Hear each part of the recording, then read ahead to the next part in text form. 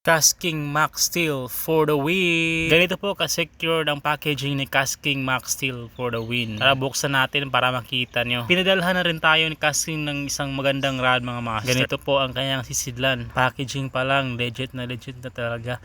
Medium at saka medium light po na yung napili ko. Thank you so much, Casking. Napaka-generous po ni Casking sa atin, mga master. 662 po ito, mga master. Medium at medium light or 1.98 m. Medium fast naman po ang action nito na may lower weight na 5 to 15 grams. Yung medium light at saka 8 to 20 grams ang medium. Double tip na rin to, mga master, kapag magbili ka ng fishing rod na to. Para ka na lang bumili ng dalawang fishing rod. Just in case na mabali yung isang tip, no worries. Kasi meron ka pang extra. Sobrang nakakahanga yung mga inobasyon ni Casking ngayon. Murang-mura pero napakasulit. Napaka-power. Kayang-kaya makipagsabayan sa hatakan ng mga mamaw. Pagmasdan nyo ang hawak-hawak ko na fishing rod.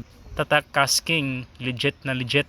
Hindi ka talaga masisisi kapag kay Casking ka bumili ng mga fishing. Swak na swak sa budget mo na kung bumili ka, hindi talaga mabubutas yung bulsa mo. Budget friendly. Subukan na natin isalpak itong medium light.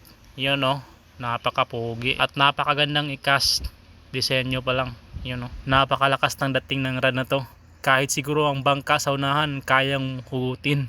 Sa halagang 1,200 plus na hindi aabot ng 1,300, meron ka ng napakagandang rod. Kaya ano pang hinintay mo?